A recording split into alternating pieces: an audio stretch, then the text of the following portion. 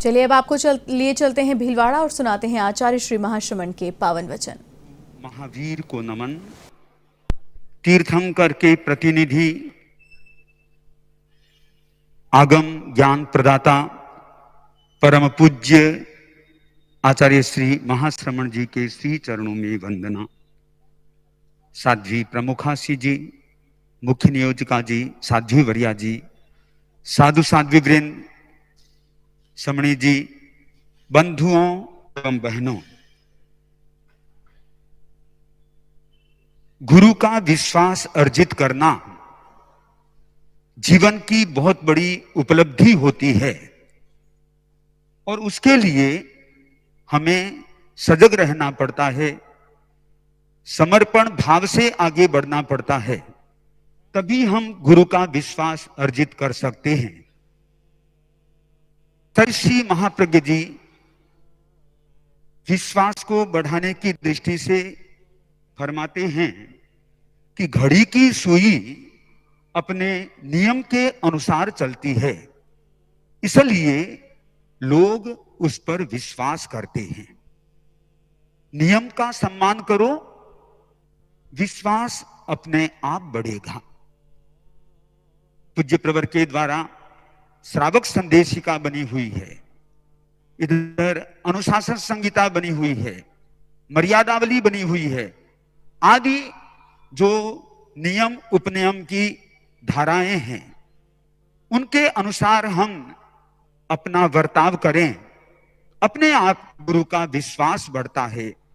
चाहे श्रावक है, चाहे साधु है, सबके लिए एक ही बात है, हम नियम का सम्मान करते जाएं, विश्वास अपने आप अर्जित होता चला जाएगा और परम पूज्य श्री की अमृत देशना से हमारे जीवन में नियम के प्रति निष्ठा जागृत हो और हम गुरु का विश्वास अर्जित कर सकें। सुने परम पूज्य गुरुदेव की अमृत देशना।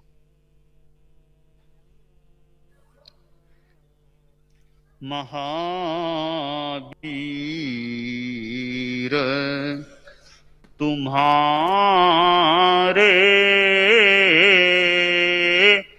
चरणों में श्रद्धा के कुसुम चढ़ाए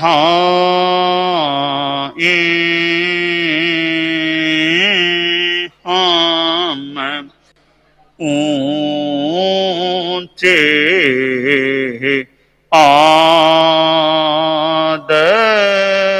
आदर्शों को अपना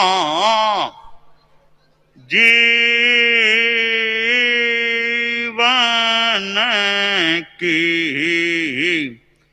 ज्योति जगाएं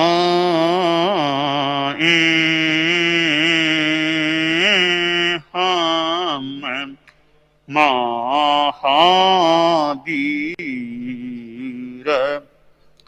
तुम्हारे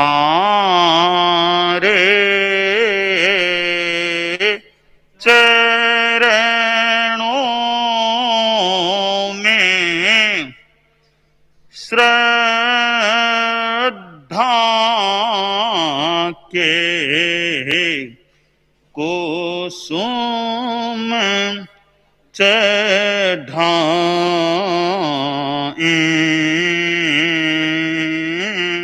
हम पन्नगे च सुरेन्द्रे च कौशिके पाद संस्पृशि निर्विशेष मनस्काय श्री वीर स्वामिने नमः। ठाणम आगम में कहा गया है, दस ठाणा इम छवुमत्थे सब्ब भावेणम णे जानति णे पासति तंजहा धम्मत्थिकायम अधम्मत्थिकायम आगासत्थिकायम जीवम अशरीर परिबद्धम परमाणु पोग्गलम सद्दम गंधम वातम अयम जिणे भविष्यति वा नवा भविष्यति अयम सब दुखान मंतम करिष्यति वा नवा करिष्यति एतानि चैव उपन्नान दंसन धरे अरहा जिणे केवली सब्ब भावेणम जानई पासई धम्मत्थिकायम अधम्मत्थिकायम आगासत्थिकायम जीवम अशरीर परिबद्धम परमाणु पोग्गलम सद्दम गंधम वातम अयम जिणे भविष्यति वा नवा भविष्यति अयम सब दुखान मंतम करिष्यति वा नवा करिष्यति। शास्त्रकार ने इस सृष्टि के संदर्भ में और ज्ञान के संदर्भ में एक बात बताई है। हमारी सृष्टि में 6 द्रव्य हैं। इन 6 द्रव्यों को जानना किसके लिए बस की बात है, किसके लिए बस की बात नहीं है। 10 चीजें इस सृष्टि की बताई हैं।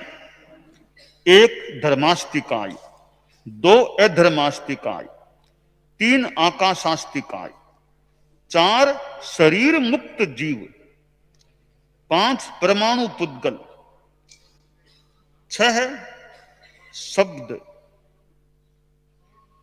7 गंध, 8 वायु, 9 यह दिन होगा या नहीं यह बात, 10 यह सभी दुखों का अंत करेगा या नहीं।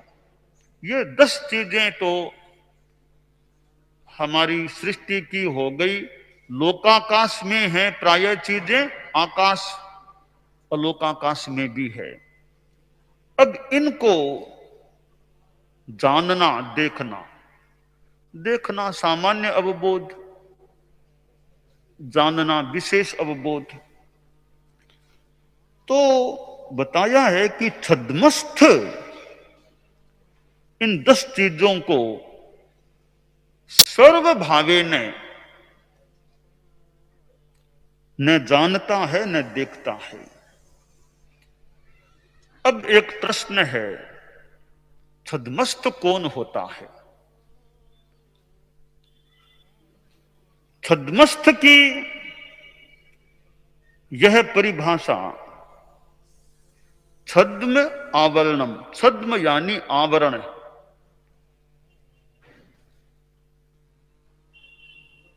आवरण 2 कर्मों का आवरण के रूप में नाम है, ज्ञानावरणीय, दर्शनावरणीय। बाकी 6 कर्मों में आवरणीय, आवरण ऐसा शब्द नहीं है। 2 में ही शब्द है आवरणीय, ज्ञान आवरणीय, दर्शनावरणीय। इसका मतलब हुआ कि ये 2 कर्म आवारक हैं, आवरण डालने वाले हैं। तो जिसके ज्ञानावरणीय और दर्शनावरणीय का उदय है वह व्यक्ति छद्मस्थ है। ज्ञानावरण दर्शनावरण के में जो स्थित है, रहता है, वह व्यक्ति, वह जीव छद्मस्थ है। यह एक कसौटी है कि ज्ञानावरणीय दर्शनावरणीय कर्म है तो छद्मस्थ है, ज्ञानावरणीय दर्शनावरणीय कर्म नहीं है तो छद्मस्थ नहीं है, केवली है। एक प्रश्न और हमारे कोई संत या कोई कर ले, कोई अंतराय की यही बात है। अंतराय होगा तब भी तो छद्मस्थ ही रहेगा। अंतराय नहीं होगा तो छद्मस्त नहीं ही रहेगा। तो अंतराय को साथ में क्यों नहीं जोड़ देना चाहिए? ठीक है, एक बात तो है, परंतु छद्मस्थता और केवलिता ये दोनों ज्ञान के संदर्भ में है। छद्मस्त का विपरीत शब्द है, विलोम शब्द है केवली। तो केवली और छद्मस्त है, उनकी मुख्य नियामकता ज्ञान है। संपूर्ण ज्ञान है तो केवली है, असंपूर्ण है तो छद्मस्त। तो इसलिए अंतराय तो प्रासंगिक चीज में है, वो भी मुख्य चीज नहीं है। मुख्य चीज ज्ञानावरण दर्शनावरण है, क्योंकि छद्मस्थता के साथ मुख्य कसौटी ज्ञान है। ज्ञान का अभाव या ज्ञान का संपूर्णतया भाव, केवली में संपूर्णतया भाव है ज्ञान का, छद्मस्त में संपूर्ण ज्ञान का यानी संपूर्णतया ज्ञान नहीं होता है। तो छद्मस्त वह होता है जिसके ज्ञानावरणीय और दर्शनावरणीय कर्म का उदय होता है। ये दोनों क्रम एक साथ ही जाते हैं, पहले पीछे नहीं, एक साथ ही क्षय को प्राप्त होते हैं संपूर्ण रूपेण। अब जो छद्मस्त है वो ज्ञान के अभाव के कारण छद्मस्त होता है। हम छद्मस्त की भी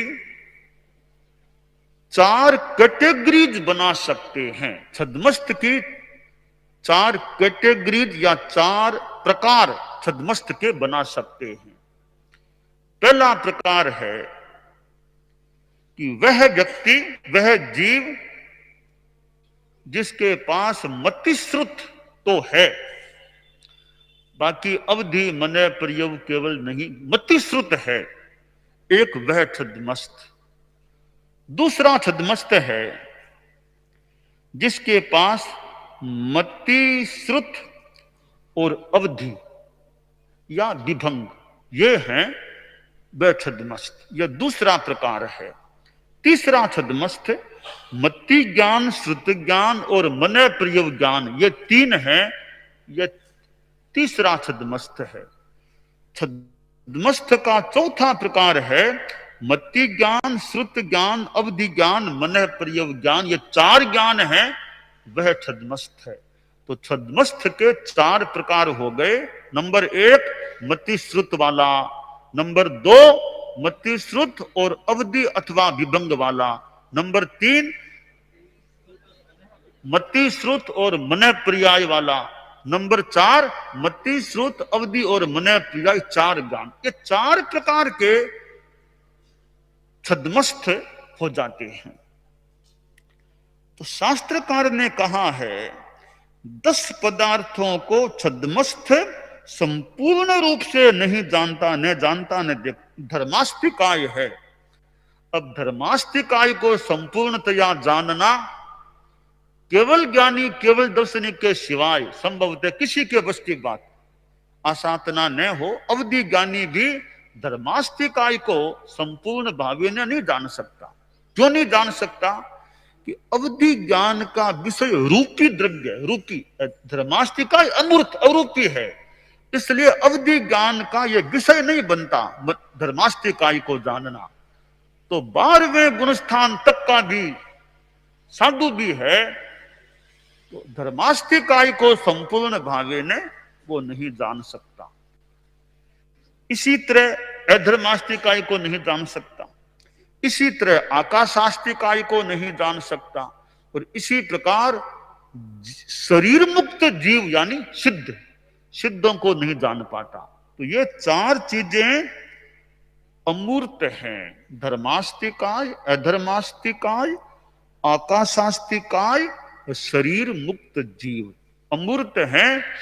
इनको ने चारों ही प्रकार के जो छद्मस्त मैंने बताए हैं, चारों ही इनको संपूर्ण भावे ने नहीं जान सकते, न देख सकते। एक बात हमारी संपन्न हो रही है। अब दूसरी बात, 5वां है परमाणु पुद्गल, 6ठा है शब्द, 7वां है गंध, 8वां है वायु। तो परमाणु पुद्गल तो रूपी है, शब्द भी रूपी है, गंध भी रूपी है, और वायु भी शरीर युक्त वो रूपी है। चार चीजें अमूर्त आ गई, ये चार चीजें मूर्त हैं, रूपी हैं। तो रूपी हैं, तो रूपी तो अवधि ज्ञान का विषय भी बनता है। तो इनको क्यों नहीं जान सकता? इनको तो वह छद्मस्त मति श्रुत वाले को छोड़ दें, पर अवधि ज्ञान, वो भी विशिष्ट अवधि ज्ञान है, तो वो तो परमाणु पुद्गल को भी जान ले, शब्द को भी जान ले, और गंध को भी जान ले, वायु को भी जान ले। तो यहां एक बात है, हो सकता है निश्चय में केवली जाने संभव है, अवधि ज्ञानी इन चारों को जान ले, परंतु एक बात है कि अवधि ज्ञानी भी अतीन्द्रिय ज्ञान से तो मान लो जान ले, पर इंद्रिय ज्ञान से नहीं जान सकता। उसके पास तो आंखें हैं, छद्मस्त है तो आंखें हैं, कान हैं, वह शब्द को कान से, यानी कान से सुन तो ले, तो साक्षात्कार शब्द का इंद्रियों से अवधि ज्ञानी भी नहीं कर सकता। गंध को भी आंख से नहीं देख पाता, परमाणु पुद्गल को भी नहीं देख पाता आंख से, वायु को भी नहीं देख पाता। तो क्या वो छद्मस्त है अवधि ज्ञानी भी, वो चाक्षुष प्रत्यक्ष नहीं कर सकता। इस संदर्भ, इस अपेक्षा से वो भी सर्वभावी ने इन चारों को नहीं जान पाता। अब क्या यह जिन होगा या नहीं, तो यह भी प्रत्यक्ष ज्ञान है, वो केवल ज्ञानी को तो हो जाए, बाकी सबको प्रत्यक्ष साक्षात्कार के रूप में ज्ञान न भी हो। अवधि ज्ञानी है मान लो, तो वो पता नहीं कोई विशेष अवधि ज्ञानी, हर वो भी सारे जीवों का, अमुक जीव का जिन होगा या नहीं, नहीं भी जान पाए, निश्चय में केवली जाने, जान भी पाए तो भी केवली जाने, परंतु हो सकता है सर्वभावी ने वह न जान पाए जिन होगा या नहीं। जिनसे जुड़ा हुआ तत्व है, यह सभी दुखों का अंत करेगा या नहीं, ये दोनों, ये मोक्ष में जाएगा या नहीं, यह भी अवधि ज्ञानी कोई जान ले तो जान ले, या सर्वभावी ने न जान पाए। परंतु आगे शास्त्रकार ने कहा, जो केवल ज्ञानी होता है, उत्पन्न ज्ञान दर्शन के धारक, केवल ज्ञान केवल दर्शन संपन्न साधु है या जीव आत्मा है, वह इन 10 चीजों को सर्वभावे ने, अतीन्द्रिय ज्ञान से सर्वभावे ने, केवल ज्ञान केवल दर्शन से संपन्न आत्माएं जान लेती हैं। तो एक बात यह आ जाती है कि ये जो परमाणु, इन सब में एक ही क्राइटेरिया कर दें कि भी केवल ज्ञानी केवल दर्शनी ही जान पाएगा, बाकी कोई नहीं जान पाएगा, तो यह बात आ जाती है कि अवधि ज्ञानी भी परमाणु को जान ले, तो जान ले, तो यह क्यों लिखा कि नहीं जान पाता? इतना कह देते विचार को अवधि ज्ञानी जान लेते हैं। कभी परमाणु पुद्गल शब्द गंध वायु तो लिख दिया, तो घड़ा भी तो चीज है, रजोहरण भी, यह क्यों नहीं लिखा कि घड़े को भी नहीं जान पाता? यह क्यों नहीं लिखा कि पूंजनी को नहीं जान पाता? तो यहां यह बात सामने आती है, ये जो चारों चीजें हैं, परमाणु पुद्गल शब्द गंध वायु, ये मूर्त होने पर भी अदृश्य हैं। मूर्त होना एक बात है, अदृश्य होना अलग बात है। तो ये पूंजनी आदि पुद्गल तो हैं ये चीजें, पर ये तो दृश्य हैं। शब्द मूर्त होने पर भी अदृश्य है, गंध मूर्त होने पर भी अदृश्य है, वायु मूर्त होने पर भी, शरीर के रूप में मूर्त होने पर भी और अचित वायु पुद्गल के रूप में हो तो अदृश्य है। परमाणु पुद्गल है पर अदृश्य। तो यहां शास्त्रकार ने 10 बातों में अदृश्य अदृश्य को लिया है, दृश्य को नहीं लिया है। और अदृश्य में कई मूर्त हैं पर वो अदृश्य हैं तो वे चक्षु के द्वारा साक्षात ज्ञात नहीं होती है। तो यूं यह ठाणन का जो सूत्र है, भगवती सूत्र में भी चर्चा आई है इस बात की। तो इस सारे प्रकरण से हम एक ज्ञान की अनंत गरिमा का प्रबोधन अनुभवन कर सकते हैं कि अनंत ज्ञान होता है तो वह कितना, उसको तो विराट कहना भी उचित है, यानी वो तो अनंत है अपने आप में। तो केवल ज्ञान केवल दर्शन है, वो केवल ज्ञान यानी संपूर्ण ज्ञान संपूर्ण दर्शन होता है। वो उदाहरण चारित्रात्माओं को याद हो सकता है कि 5 ज्ञान है ना, वो किस तरह के हैं।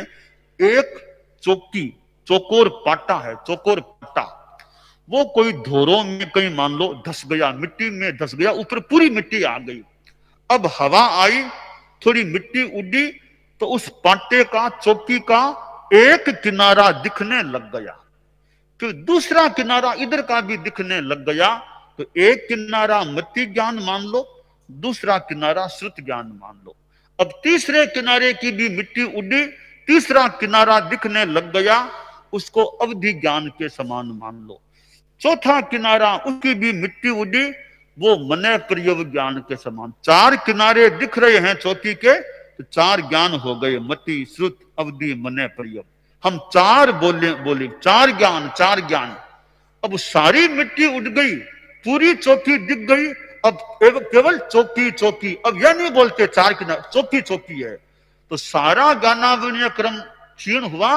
फिर मति ज्ञान नहीं बोलना, श्रुत ज्ञान नहीं बोलना, अवधि ज्ञान नहीं, मने प्रयोग ज्ञानी। अब वो केवल ज्ञान, एक ही ज्ञान है, केवल ज्ञान। अब 4 ज्ञान नहीं रहे, केवल एक ज्ञान रह गया, केवल ज्ञान। तो यह ज्ञान का अनंत है। अनंत होने के बाद वो नहीं, यह मति ज्ञान, इस वो तो छद्मस्थों में भले हो। केवल ज्ञानी बनने के बाद 4 ज्ञान नहीं करने होंगे, केवल बस एक केवल ज्ञान। ऐसा नहीं करना 5 ज्ञान है। कोई पूछ ले केवल ज्ञानी में ज्ञान कितने, 5 ज्ञान, यह कहना गलत है। 5 ज्ञान नहीं करना, गलत लोग नहीं करना चाहिए। केवल ज्ञान है, एक ही ज्ञान है केवली में, वो केवल ज्ञान है। 5 ज्ञान नहीं करना केवल ज्ञानी में, एक ही ज्ञान है केवल।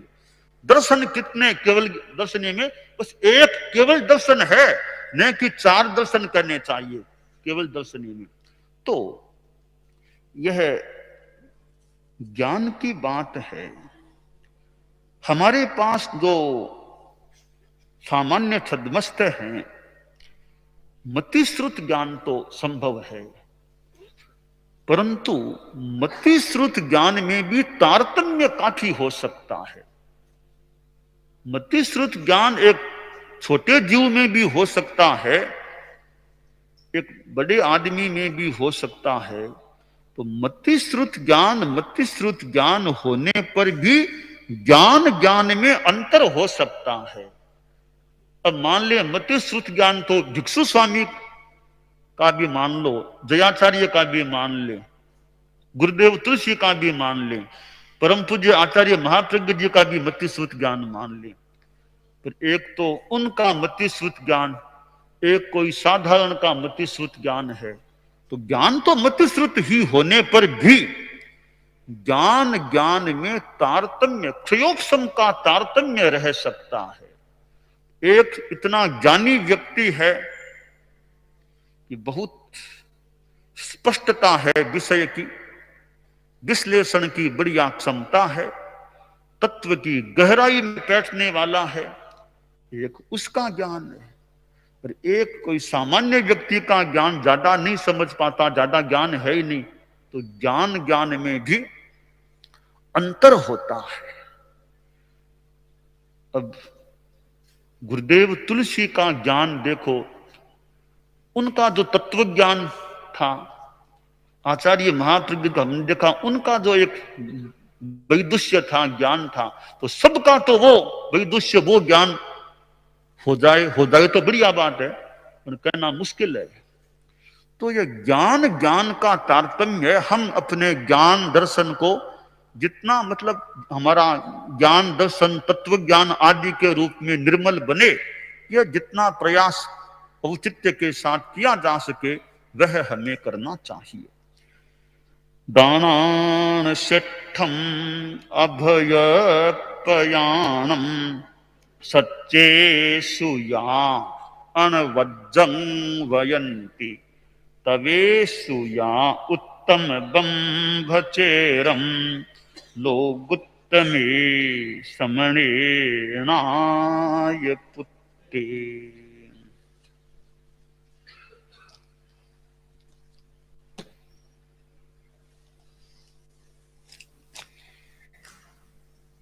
आज चतुर्दशी तिथि है, आश्विन कृष्णा चतुर्दशी। हाजरी का, मर्यादा पत्र का हाजरी का दिवस है। सर्व साधु साध्वियां 5 महाव्रत, 5 समिति और 3 गुप्ती की अखंड आराधना करें। ईर्या भाषा ऐसना में विशेष सावधान रहें। चलते समय बात न करें।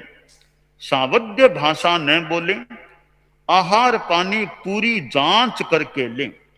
शुद्ध आहार भी दाता का अभिप्राय देखकर हठ मनुहार से लें।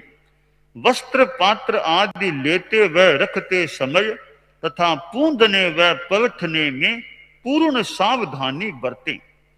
प्रतिलेखन व प्रतिक्रमण करते हुए बात न करें। भिक्षु स्वामी ने सूत्र सिद्धांत देखकर सम्यक श्रद्धा और आचार की परूपणा की। त्याग धर्म भोग अधर्म, व्रत धर्म अव्रत अधर्म, आज्ञा धर्म अनाज्ञा अधर्म, असंयति के जीने की वांछा करना राग, मरने की वांछा करना द्वेष और संसार समुद्र से उसके तरने की वांछा करना वीतराग देव का धर्म है। भिक्षु स्वामी ने न्याय, सम विभाग और समभाव की वृद्धि के लिए तथा पारस्परिक प्रेम, कलह निवारण और संग की शुभ व्यवस्था के लिए अनेक प्रकार की मर्यादाएं की। उन्होंने लिखा, सर्व साधु साध्वियां एक आचार्य की आज्ञा में रहें।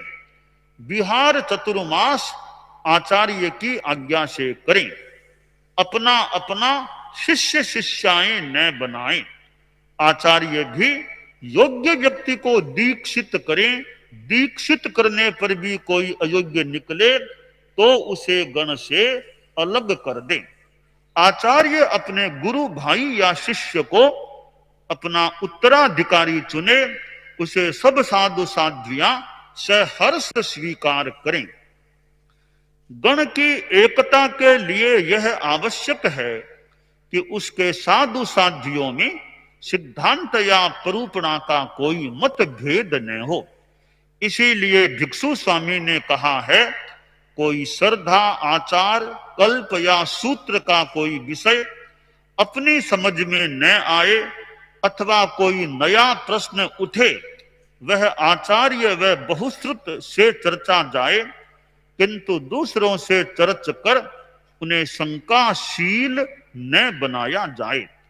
आचार्य व बहुश्रुत साधु जो उत्तर दे वह अपने मन में जचे तो मान ले, न जचे तो उसे केवली गम्य कर दें, किंतु गण में भेद न डालें, परस्पर दलबंदी न करें।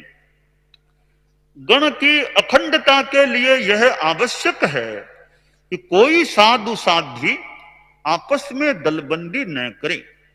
इसीलिए भिक्षु स्वामी ने 45 के लिखत में कहा है, जो गण में रहते हुए साधु साध्वियों को फंटाकर दलबंदी करता है वह विश्वासघाती और बहुल कर्मी है। स्वामी जी ने स्थान स्थान पर दलबंदी पर प्रहार किया है। 50 के लिखत में उन्होंने लिखा है, कोई साधु साध्वी गण में भेद न डाले और दलबंदी न करे। हमारा यह प्रसिद्ध सूत्र है, जिल्लो ते संयम ने तिल्लो। गण में भेद डालने वाले के लिए भगवान ने 10वें प्रायश्चित का विधान किया है। तथा भिक्षु स्वामी ने कहा, जो गण के साधु साध्वियों में साधुपन श्रद्धे, अपने आप में साधुपन श्रद्धे, वह गण में रहे, छल कपट पूर्वक गण में न रहे।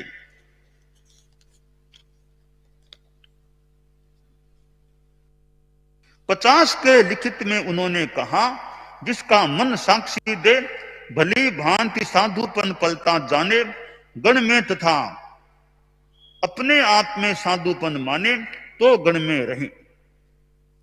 गण में दो साधु साध्वियां हों, उनमें परस्पर सौहार्द रहे, कोई परस्पर कलह न करे, तथा उपशांत कलह की उदीर्णा न करे।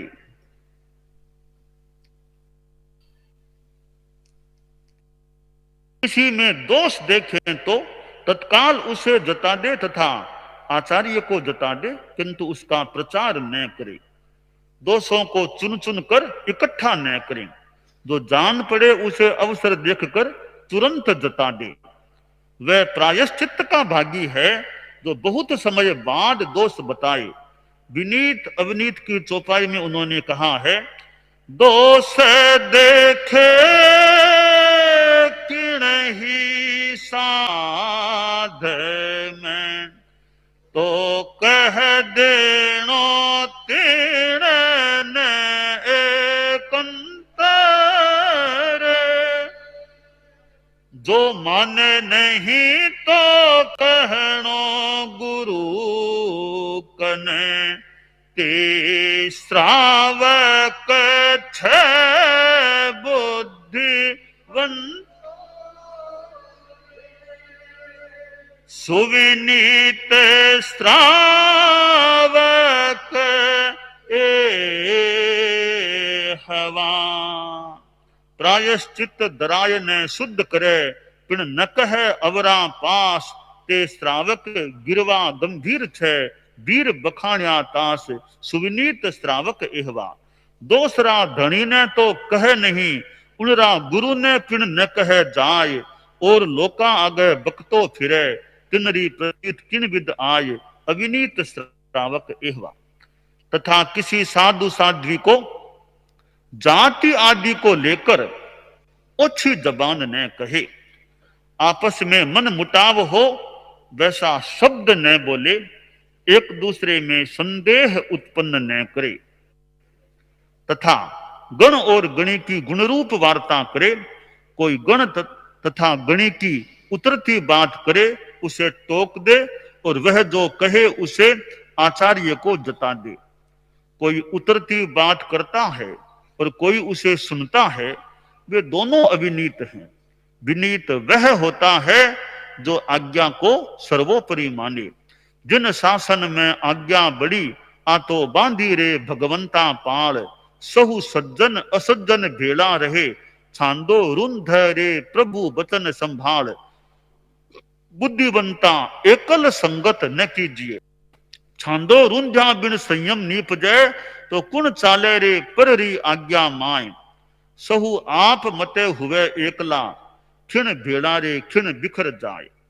भगवान ने कहा है, च इज्ज देहम नहु धम्म शासनम। मुनि शरीर को छोड़ दे, किंतु धर्म शासन को न छोड़े। दयाचार्य ने उसे पुष्ट करते हुए लिखा है, नंदन वन भिक्षु गण में बसोरी। नंदन वन भिक्षु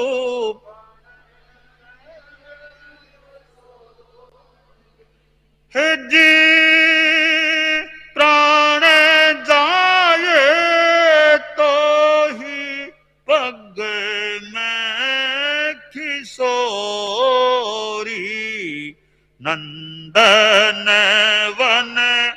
भिक्षु गण में गण माहे ज्ञान ध्यान शोभरी गण माहे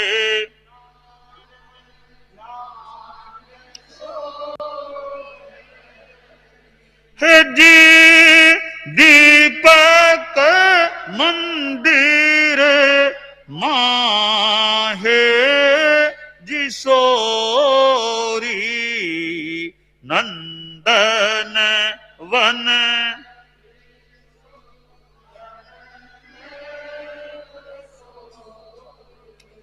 भाग्य बले भिक्षु गण पायो री भाग्य बले भिक्षु गण पा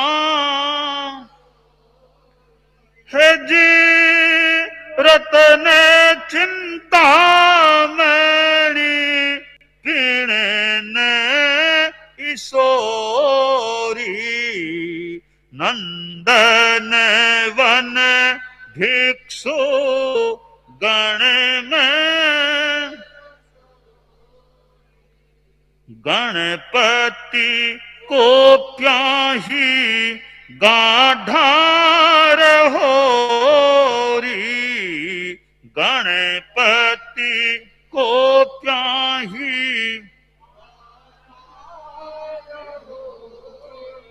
है जी समचित सासन माहे लसोरी नंदन वन भिक्षु गण में है जी प्राण जाए तो पग में किशोरी नंदन वन भिक्षु गण में बसोरी।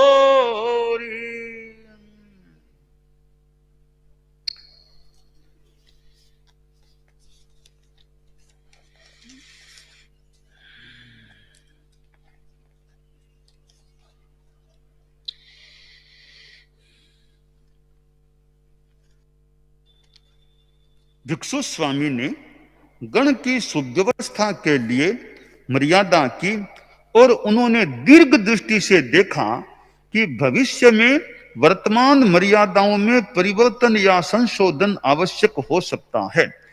इसीलिए उन्होंने कि आगे जब कभी आचार्य आवश्यक समझे तो वे इन मर्यादाओं में परिवर्तन या संशोधन करें और आवश्यक समझें तो कोई नई मर्यादा करें।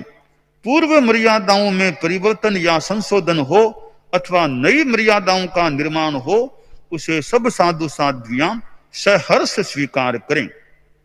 सफल साधु वही होता है जो साधना में लीन रहे। निर्लेप रहने के लिए यह आवश्यक है कि साधु साध्वियां गृहस्थों के संग परिचय में न फंसे। दयाचार्य ने लिखा है थे तो